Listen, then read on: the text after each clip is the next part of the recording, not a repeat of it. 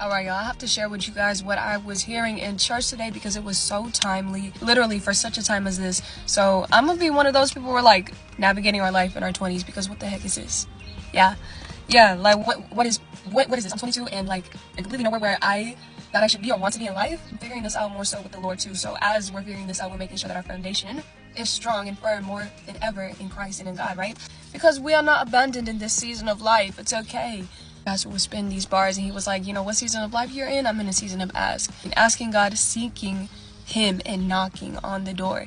And in prayer, we do that. How do we do that? Through prayer. He went over so many bars, but two things I want to take and share with you guys. So the pastor said, the greatest problem isn't an unanswered prayer. It's an unsaid prayer. Gone, clocked, done. Because how many times do we go through life and, you know, life being life, we shrink in faith. We shrink in expectations of what God can do in our life. God says that he can do exceedingly, that he will do exceedingly abundantly above all we can ask or think. The pastor also brought up Luke 11:5-9, which emphasized the persistence of prayer and how important it is to persistently pray. Especially being like, bro, my season of life right now is, it's interesting. It's interesting. And I know like me personally, I need to be more intentional with my prayer more than ever. Like the times that you feel like you least need a prayer, or you're in a season of life where it's like, bro, how is this even going to turn out? You're at a point where it's like your circumstances are yelling the complete opposite of what God has been. Pray.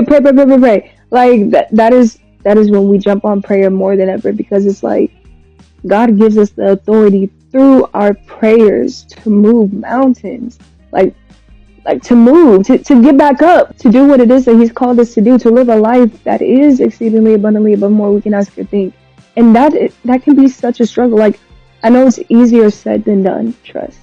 But if God said it, he meant it. And he meant it for you, and he meant it for me, not just the people that we see scrolling through our phones, living a life where able to achieve certain things, like whatever it is that God has placed as a desire in your heart that maybe you haven't even begun to dip your feet in or whatever.